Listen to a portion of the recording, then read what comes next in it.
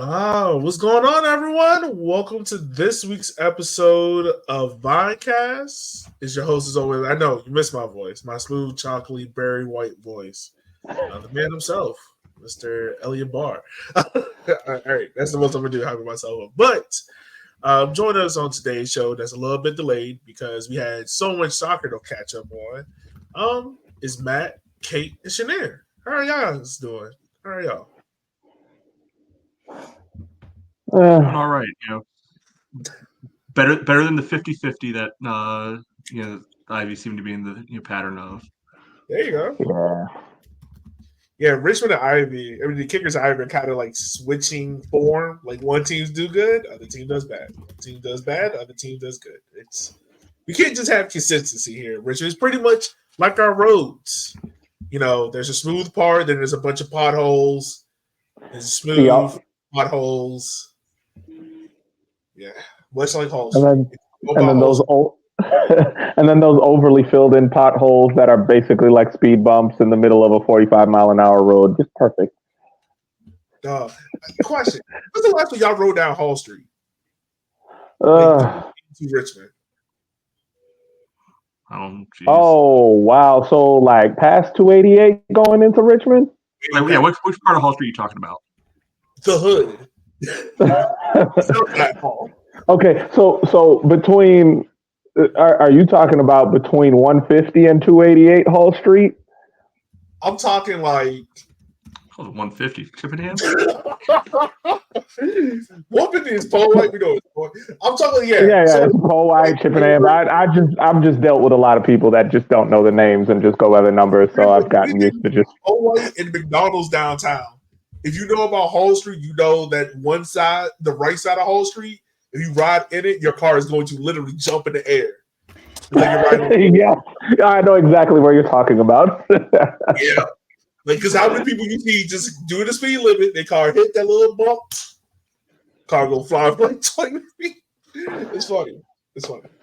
All right. See, this is why y'all need me back in the show. The opening jokes. This is what You didn't think we were funny? Hey, this is my contribution. All right, so that's a no, he didn't. We'll talk soccer. Kate, I'm gonna toss it over to you because you do a way better job of talking about the two games we played. We had the 64 Derby versus Charlottesville, and then that game up in Lancaster, Pennsylvania, which I low-key thought was Scranton, Pennsylvania, and I was wondering if they were gonna make a stop at the office museum, but they didn't. But yeah, I'll toss it over to you, Kate. Thanks, Elliot. Missed you on here.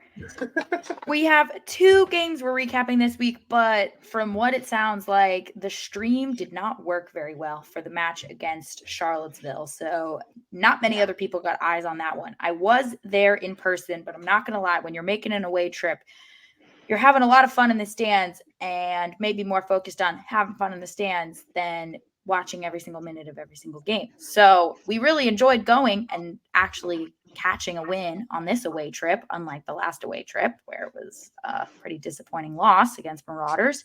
I'll just quickly run through a couple of the highlights from the match versus Charlottesville, which was on Wednesday of last week. Shout out to the group of people who did travel. We were kind of hoping it was going to be bigger, but it was a double header. They scheduled a double header, the women's game at 5 and the men's played at 7:30 against Lionsbridge. So it was fun to see some Lionsbridge fans who traveled up for that one. But I'm really hoping that going forward, they do a better job of scheduling that 64 Derby. So we are able to maybe get some away trips and maybe get the women's team at the more primetime slot. I was a little disappointed with the difference in support between the women's team and the men's team. It seemed like maybe the folks who are considering themselves like the ultras or the fan group didn't show up for the women's game and only showed up for the men's game. So hopefully we'll see a bit more equity between the support of the teams in the future. I know the double headers are a good opportunity to get people out, see both teams, but hopefully that just had to do with the timing and the scheduling and not to do with how much people are caring about one team over the other. So I'll definitely be keeping a closer eye on that one, but it was fun to travel out to Charlottesville. see the Ivy play away and actually get a win this time. It was definitely a much fair than the first one. So this was a 1-0 scoreline. And I think that had a lot to do with the Ivy having a much shallower bench when they travel away than they do at home. So overall, tighter, a smaller team that you typically see some players rotating a bit. One player I want to acknowledge is Isa Elavara. She started this one. This is baby Mika getting her first start for the Ivy, which is really exciting. And we did chat with Mika at the game. He said she was actually playing out of position. They played a 3-4-3, and she was playing the sole center back in the 3-4-3. And Mika said she was playing out of position, but she looked very composed. She had a lot of key interceptions. She played the ball out of pressure well. So that was a really, really great full 90 from Issa there. It was close to a full 90. Yeah, I saw the photos they had of Mika in the stands. I really wish they had just gone with the Robbie Keane, David Beckham, unknown fan, caption for some of those. They should have. He said he really enjoyed lean into the joke. Yeah, traveling and just being able to turn his brain off. He never gets to turn his brain off while watching any Richmond soccer. So he's like, I'm just here as a fan. This is great. This never happened. I don't think Mika's the kind of guy who can turn his brain off even when watching his own kids. No. He's out there looking at tactic stuff and hey. Absolutely. It could be two teams he knows nothing about. He's going to analyze it. Question: Isn't Mika's daughter going to UCF in the fall? I think so. It's one of those Florida schools. Yeah, I think she's about to be a Golden Knight, which is weird considering that school's in the Big 12 now. But my fault. Sidebar. I know we got a couple players who will be rising freshmen in the fall, so it'd be cool to see them tested outside of academy ball and high school ball. Right. And then the other highlight in this one was Maddie Vincent scoring about 5 minutes before halftime. It was really great to see Maddie get another goal. She's the captain when she's on the field. She is a major leader for the team. She's always putting in a really hardworking shift. She's one of the taller and stronger players on the team as well. So she does a lot of that really tough, center forward hold up play. And she's been on the receiving end of a couple of tough tackles, both of which she had to come out again after receiving a pretty tough tackle in this one as well. And she also didn't start a couple matches ago after having a tough tackle a few games ago as well. So she's been blood, sweat, and tears from Maddie. So it's really great to see her get a goal. So this is that was the CarMax play of the match. So we did get the footage of this one posted on socials. Kana, as always, in the thick of it, she played a ball out from the wing into the center. It's deflected off a defender into Maddie's path. Maddie takes a few touches, cuts it to the keeper's right, kind of through a crowd. I think the keeper probably could have done better there. She had a few players in front of her. The ball moved really quickly on turf. It was a bit wet, sort of dewy, rained during the game, so the field was a little bit slicker than it usually is. So the keeper definitely, that was not probably her finest moment, but great goal, clutch goal from Maddie, seeing as final score 1-0. Yeah, and as we as Richmond soccer fans have experienced recently, a goal just before halftime can really change the tide. How things feel, how things go. But I literally watched the reel 6 times in a row. Just now. Yeah, I think Maddie deserves even more credit than you're giving her, Kate, because she had a lot to do. The ball gets quasi cleared, but she had to create space for herself around 2 different defenders. Was able to get the shot off between defenders' legs. Provide a little bit of a screen that way, and it looks based off of the football field lines that in this case are very helpful. Good shot from 22, 23 yards out. And I think, anything from that distance, that can find its way in is, a pretty quality finish. Yeah. And sometimes you just have to shoot the ball. We've talked about that a lot. When players just aren't willing to shoot, you don't score goals. You're looking to walk it into the goal. It often doesn't work out so well. So, yeah, the willingness to see the opportunity, even if it's a really brief window, and just rocket a shot low and hard. Mm-hmm. A lot of times that's going to put the keeper under pressure either way. And also, for the Ivy, it's a first half goal, which, have been few and far between, this year. So it's not another case of, okay, is it going to come? Is it going to come? Is it going to come? They can actually go into halftime, feeling good. Yeah. Kate, I want to ask you this question though. Like, I know I saw a lot of people travel up for the Charlottesville game against the Foxes. Is this like the big? I don't know how to put it. Is this like the big derby game for the Ivy? Like, is this the game where it was like the players got a little bit more up for it or whatnot? I know it was kind of like a rotated squad or whatnot, but can you tell like the players knew the importance of it, or the fans cared about it a little bit more than probably other games? I think so. We also brought like a tifo that Lee and Nicole had made. That was the 64 derby tifo. Yeah. So we're definitely bringing the energy for it. I don't know if Charlottesville, after getting swept, are looking to make it as big as they as Richmond will, but I know that our fans brought the energy for it. And I think the players had to show a lot of grit because there were not a lot of subs, so they really had to put in a strong defensive shift. Charlottesville had a lot more subs, a lot deeper of a bench. They probably made 5 or 6 changes. I think the Ivy made 3. So from a fitness perspective, they had to work really hard. So the fact that their level never dropped, especially with, again, the shallower bench, not a lot of seniority, I guess, for lack of a better word, was on the bench. So the younger players also sort of the level not dropping when they were coming in. I think that shows that this result did matter because, dropping points in this one, both for the season at large and also saying you get to sweep your local rival in the derby is pretty special. So I think so. I think you can read into that from the result overall. All right, but also both clean sheets, so they have not scored a goal against us yet, which is lovely. No, they have not. Yeah. Better not next year. Not at all. No luck for you. Yeah, no. So the other game we had was against Lancaster, right? So were we looking at the same lineup more or less, or was it more changes because of the layoff? Yeah, so this one looked a little different. And before we start, one note I wanted to make before talking about Lancaster, shout out Kylie Fitzgerald. She and Kana are the only 2 players who've started every game or featured in every Ivy game. She's the only one who started every single game. And Kana. We talk about Kana all the time. So Kana has gotten her flowers from this podcast, from the fans. But shout out Kylie Fitzgerald. We've seen a ton of rotation top to bottom in this squad, and she has started every single game this season. So yeah, just shout out her. That's a lot of fitness that she has there. Playing in the midfield, sort of playing a box-to-box midfielder role in a lot of those games as well. So she is really putting the miles in her legs. So just wanted to shout her out in the starting 11. Her streak continues.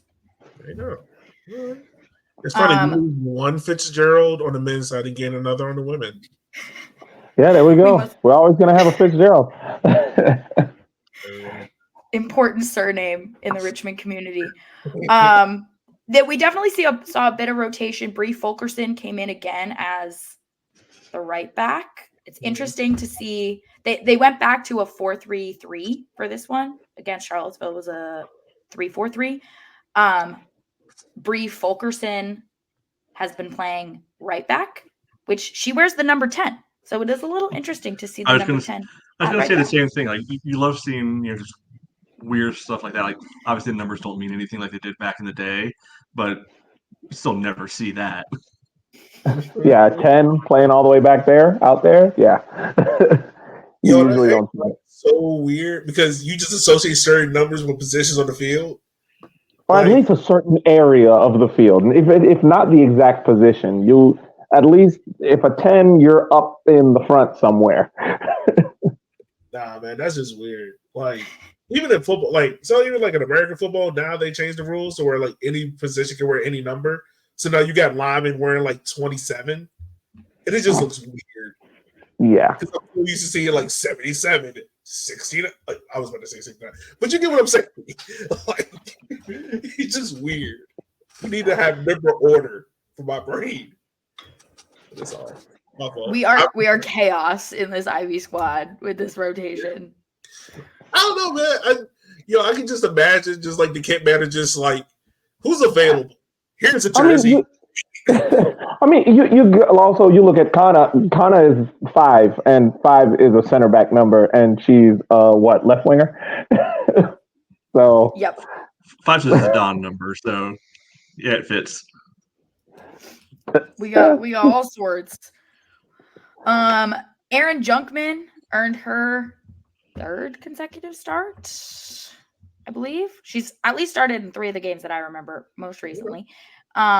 She played at Georgetown. It was her first game at the home game against Nova Christos. And she has been, I think, a useful addition to the team. She brings a decent physical presence to the back line, but we've also seen the sort of her lack of pace exposed on a few of the goals as well. So there's sort of give and take there.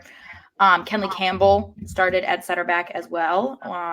Alexis Pierce and Mason Nelson not available this week. And Ava Pustover has been sort of a stalwart at left back. Kana started in the midfield this time instead of at left forward where she often plays, but she kind of switched. They kind of made a tactical change like 15 minutes into the first half and put her back on the wing, and Taylor Berry moved to sort of an attacking midfield role. So there was a little bit of flexibility going on there. Walker Bristow, Kylie Fitzgerald, the other 2 in midfield, with the front 3 of Morgan Oliver, Maddie Vincent, and Taylor Berry, who are names that we see pretty often up there. So a little bit of rotation, but clearly player availability continues to change, especially on away trips, because the bench, we did have Kendall Sarver on the bench and she did not come in. She's been typically starting where Morgan Oliver started, but she did not make an appearance. She did not make a substitute appearance. And we also, based on the Charlottesville game, it does seem like sometimes players are on the graphic and then not at the game. So I don't know if these graphics are made in advance. And then player availability changes like day of, and the players end up not making the trip. So that also could have been why I wasn't like zooming in on the bench to see, but that did happen in Charlottesville, where Sarah Flamia was on the bench and Mason Nelson was on the bench, and neither of them were on the bench. They were not there. Have you heard at all about like the reasoning why there's a lot of changes going on? Is it injury? Is it just like personal availability? Since we last talked, I haven't had the opportunity to go to a presser, so I'll be asking that on Thursday after the game. But that'll be another home game, so it'll be interesting to see who's available for that one, because the availability between home and away changes pretty drastically. And so the entire bench was high schoolers, except for Macy Landell, who is a rising sophomore in college, so she's a freshman in college. But yes, high school sophomores filled out the rest of the bench. So that was a pretty sparse squad that made the trip up to Lancaster, the starting 11 being pretty much the only available players from pretty much the senior side. Guys. So I felt like the starting team, hung in there pretty well throughout the first half. Yeah. Agreed. Yeah. Any thoughts on the first half? I have a lot, but would love to share the floor with anything that stood out, mostly because it wasn't necessarily exciting. I wouldn't say there were a ton of like screamer moments, but there were some more trends. I feel it was more like a trend watch half. I thought the team, so full disclosure, I was kind of speeding through it, didn't watch it live. But it looked like they were holding their own, like maybe not much in the way of threatening chances, but they weren't getting run over, because Kate, I know we saw the lineup, we were both at first just like, well, this is different, this is new, so I was a little hesitant, but they were able to hold the ball fairly well. It looks like they favor possessing up the left a little bit more, which I think is natural because that's where kind of favors, and she certainly was probably the senior member of the attacking core out there, so it kind of makes sense to me. That's how it played out, and then unfortunately reference my point, good point about the Ivy from about 5 minutes ago, and insert the inverse of it here about a goal right before halftime, probably especially being a spirit backbreaker. Yeah, I think the Ivy looked. They weren't as fluid as they normally look, and I think that has to do with the Inferno's style of defending and pressing in the midfield. They did not give our midfielders a lot of space, and we thrive off of that space from the central midfielders to be able to spray the ball out wide, send the ball in up front, maybe drop it back to the center backs if need be. If we had to drop it back to the center backs, there was already pressure there, and we had to play out quickly and sloppily. And so it has to do more so with the style in which Inferno were pressing, and it really shut down our fluidity in the midfield. Yeah. I mean, correct me if I'm wrong, but what it seemed like is that through the first half, it was like we were able to hold on. And then, like, the second half, it just seemed like Lancaster experience kind of just showed up, where our inexperience, our lack of playing together with that unit has showed up. And it's just a bad mixture all around.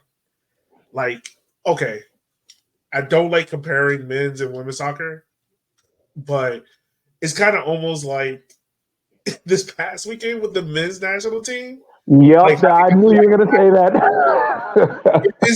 But okay, just follow me here. But it's kind of just like you have one team that's going at normal pace, like, oh, it's a friendly. Not saying this game is friendly, but like going at normal pace, but you have another team going at like hyperdrive. And it's like you could tell, like, it was that moment where the Ivy, they were just like, I don't know how to react to this. Because they kind of, like, that part about the second goal, you can kind of just see everyone just looking around at each other, is like, do you know what to do? Like, that was, is that inexperience creeping in? But it's like, these are one of the games where it's like, if this group come back together next year, like, they'll be able to get past that all makes sense. Yeah, no, I do think I do not fault you at all for comparing this performance to the USA Colombia game, because for the men's USA Colombia game, because it was very similar. They kept up with them early on, and I mean, the only difference here is I think it was after Colombia's third goal that the wheels just fell off for the US, and for the Ivy, they held on pretty well for the first half, and then at the end of the first half, to get struck with that blow of a goal, they go into the second half,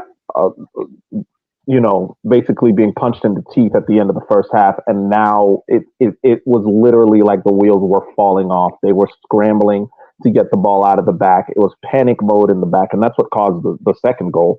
It was literally a scuffle and a scramble in the box, and they just poke it in. And then after that, everything just fell apart. Yeah.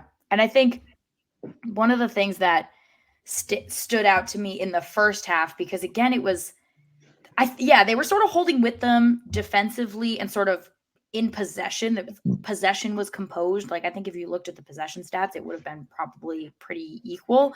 But one of the things that I think has been standing out when they've been playing the better teams, so like Lancaster, Marauders in the away game, is that the attack doesn't always link up very well. Like, the ball moves up the field, but the ball will, like, if it stays on the wing, the center forward will maybe go out and play with. But if the midfield doesn't move, if the midfield and the attack don't stay compact, they kind of a player gets isolated. Two players get kind of isolated, like in one corner of the field, and there's then 4 or 5 defenders surrounding them. There's kind of no way out of that situation.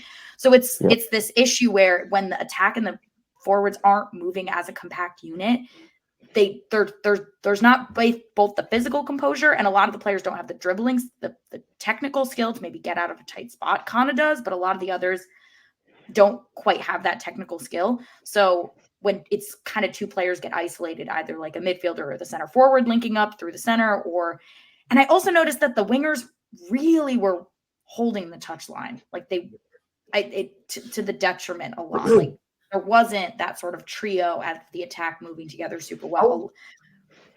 I'm so glad you brought that up because like you're right. Like at one point it created like a weird box. Like it was like the wingers were out wide, the fullbacks were out wide, but it was like the two midfielders, like one either pushed up very super high and the other one dropped back, so there was like no one in the middle. Or a giant pocket of space. Yeah, it was like weird. But it was like also you could tell it was like that thing of like you're thrown in a situation and your coach has told you what to do, but the real life application of it, you're like, I don't know how to do this, so I'm just gonna do what comes naturally.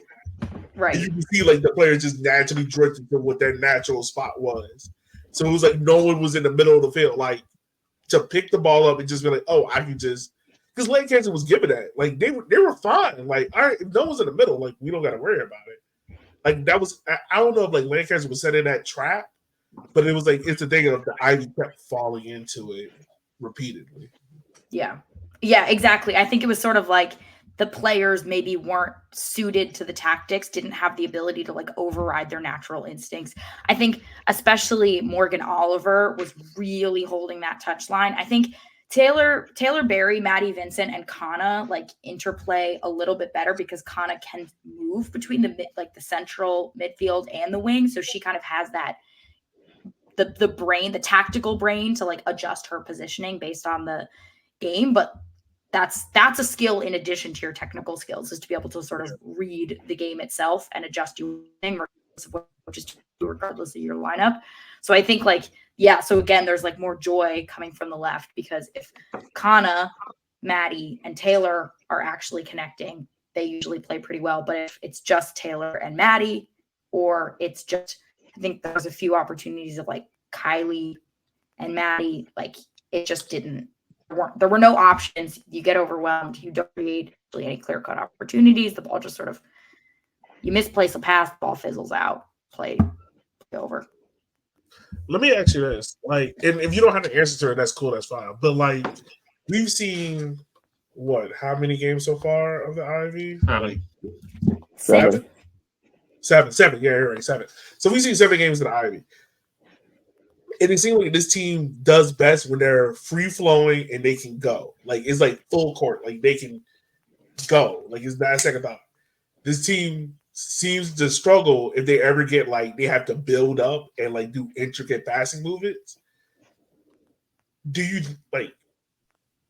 Is it fair to say that's what this team struggles with? Like if you can force the Ivy to quote unquote build an attack, they struggle with that instead of just being free flowing and go. I don't think it's. Oh, I was going to say I don't think it's quite that. I don't think it's quite that we can't build. I think because we have the passing intricacy to do it. It's when the pressure is high, when there is a high press, when the pressure is on our midfield, it doesn't work because our midfielders cannot work their way out of that press as well as we would need them to.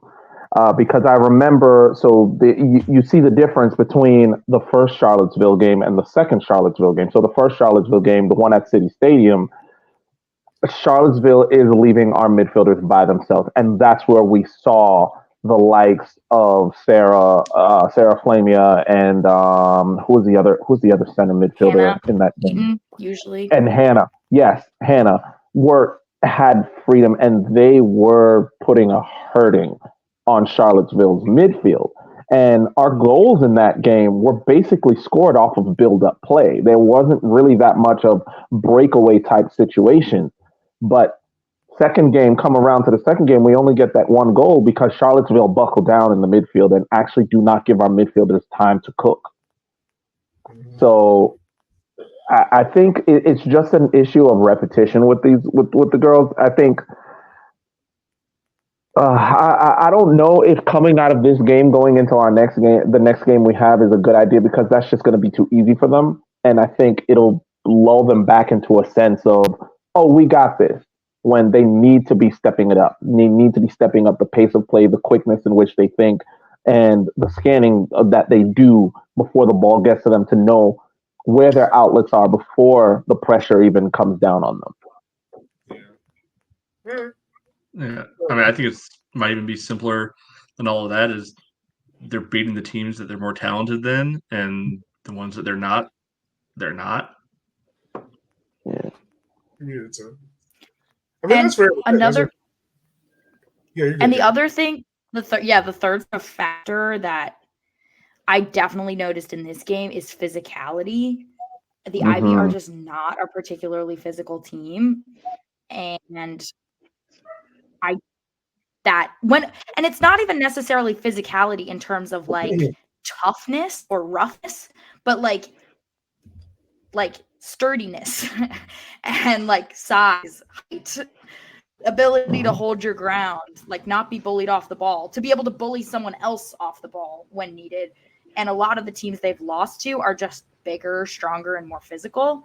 So I think also when you're getting the press on you and the other person is stronger than you and taller than you, you're just going to lose the ball more often. So I think there's a slight mismatch also in the games we're losing, where I think there's a correlation there between talent.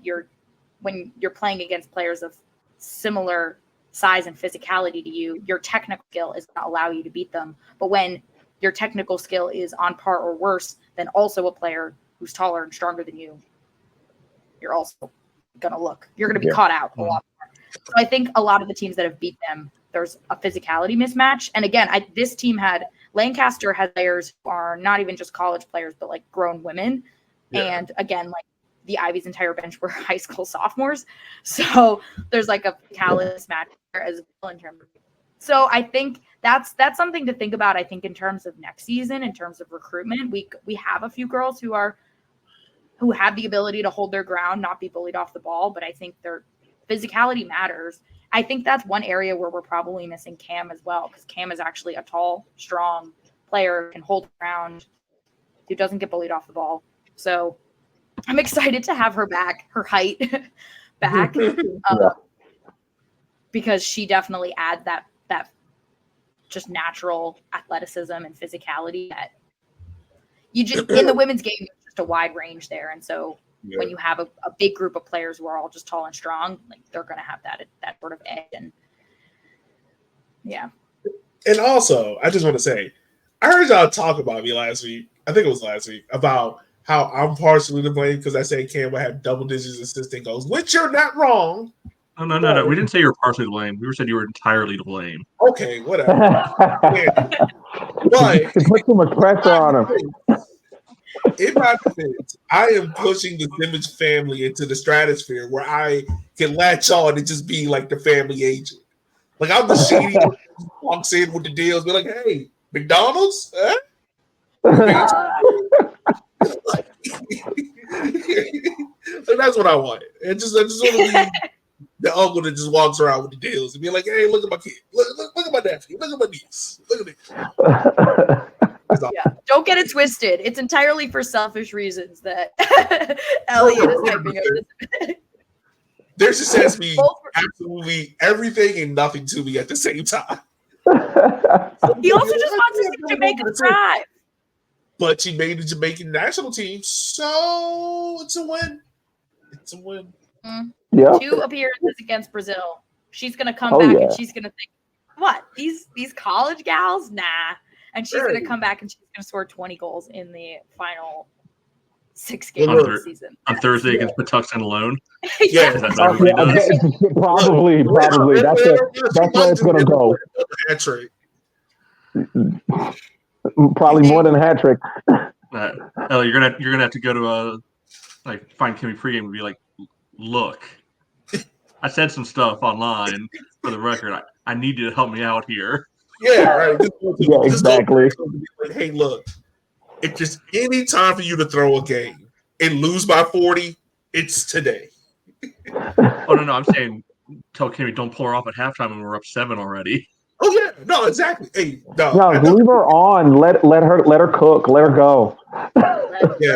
Hey Kim, this ain't the time to be that coach that be like, oh, think about the other players' feelings. No, F that. They grown. They playing a grown sport. I need double digits on the scoreboard. Yes. Thank you. I was about to say that because Cristo scored 11 against them, and we were neck and neck with Cristo. So let's put some double digits. Let's put some double digits on the board. You know what, Kate? This is a good research question for you. What is the biggest scoring game in USLW history? You need to beat that by 3. That's a good question. I will say Lancaster did just beat Princeton 12-1. So yeah, maybe we set that as our bar. Since we reviewed both games, Thursday's game looks to be a barn burner. So yeah, make sure you come out and have some fun. We'll be there. Oh yeah, we'll be there. I won't. I'm sitting at Women's Appreciation Night. That's why. Yeah, you'll appreciate it. Yeah, I do not appreciate Patuxent. No. Exactly. Any last things before we wrap up? Just shout out Anna, Aaliyah, Annabelle for making their. Does this count as their senior debut? They're called Academy players. Why not? So shout out them. 3 sophomores. Aaliyah is a sophomore at Henry High School in Ashland. Annabelle, I could not find a high school for that gal anywhere, but she plays for RU. And Anna goes to collegiate. So congrats to all 3 of them for making their season debuts. So they're sophomores. That means they were. Don't do the math. Don't do the math. Hold on. I'm doing it. It's bad. Nope. When were they born? Like what? 2007, 8? Jesus. Yeah. They're class of 2027. They're all class of 2027 for high school. That's not a real number. Oh. 2020. Good God. Woo. Jesus. All right. That's fun. Huh. Now I feel really old. All right. So. Yep. And the 3 goals in the second half were the 55th minute, the 74th minute, and the film for me here. I didn't watch that far. We're not worried about like 86 or 87. Yeah, okay, 86 or 87. Yeah. So relative interspaced. It wasn't like there was a flurry at any point. It was just with metronomic repetition, they kept They just grinded us down. Yeah, and in that situation, you're. Oh, yeah. I was gonna say, in that situation, you kind of have to sacrifice defensively to try and get something, and that's when they can really capitalize on you. So there's no real big difference at that point of losing 3-0 or 4-0. No. Yeah. It's no monumental difference. No. Especially with how the playoffs are run, like points are everything. Like if you get into a tiebreaker, fine, so be it. But you got to get to the tiebreaker first. Yeah. So these are the games the Kickers got left. We know we got Ivy. Oh, Ivy. God, Jesus. Yeah. Same team. Well, I think the other thing to point out, they have the game Thursday, but the really, really big game is Saturday away. Yeah, they're playing Eagle, who are the top team in the division as of right now. So that 100% record at this point. Yeah, hopefully anybody who needs to be able to move doctor's appointments or internship projects or anything else around can get that moved around. Make their way up to wherever the hell in Pennsylvania Eagle is from. Mechanicsburg. That's wherever not the hell in Pennsylvania they're from. That's not a real place, is it? It's a exurb of Philly. It's like Hanover County, right? Probably. Mechanicsburg? That's a Mechanicsville joke, but okay. Oh, okay. I was about to say Mechanicsville. I was like, they're not here. Yeah, that'll be the big one. Like that's basically I think a must win. And Eagle is the W League just posted about it today, one of 11 teams left in the entire league, still undefeated. So they are doing quite well for themselves this season, and they are ready for a loss, and courtesy of coming off of a 48-hour turnaround, Richmond Ivy traveling away. Yeah. So what? 3 out of the last 5 games are at home. We got Eagle on Saturday, then they go to Christos, then we got Eagle back here, and then we end with Lancaster. Yeah, it's a pretty tough run in. I'm assuming more than less we're gonna have stronger lineups for Eagle, Lancaster, and possibly Christos, right? We have to hope. Hopefully. I don't think you can assume anything at this point of what availability looks like or doesn't look like. Yeah, true. Especially for midweek games. Like it feels weekend games are more reliable, but midweek is a toss-up. Iffy. Yeah.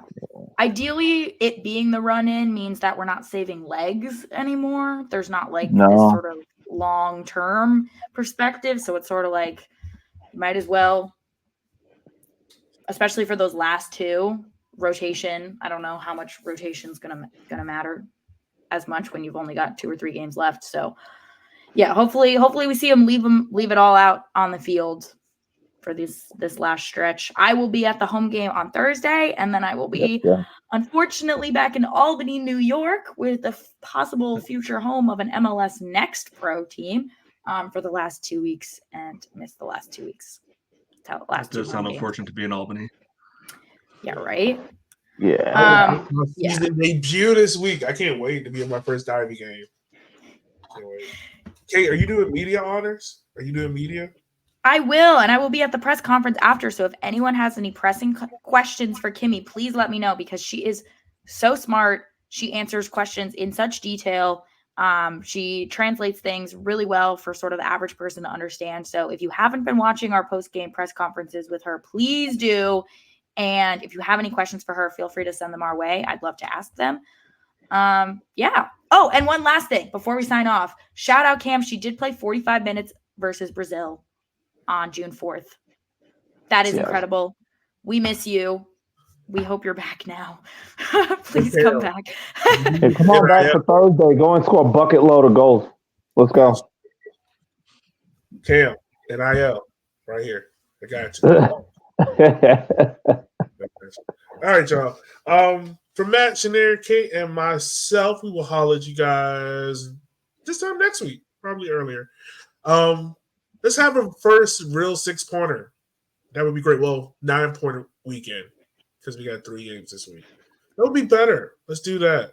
Be fun times ahead. Anything else, y'all, before we wrap up? Make sure to bring a lot of smoke on Thursday. We're gonna need it. We don't want to run out. I need 21 on the board. I need a deal. Yeah. Bet the over. With that being said, folks, we just want to say thank you for taking the time of your day for listening to the podcast. As always, you can follow us on Instagram, Twitter, Facebook, YouTube at rivercity93.com. You can also follow all these lovely people as well. And with that being said, we'll holler at you guys next week, where we will gladly be talking about beating Eagle FC, putting 3 touchdowns on the board against the P team from wherever they're from, and more. So we'll holler at you guys next week. Peace.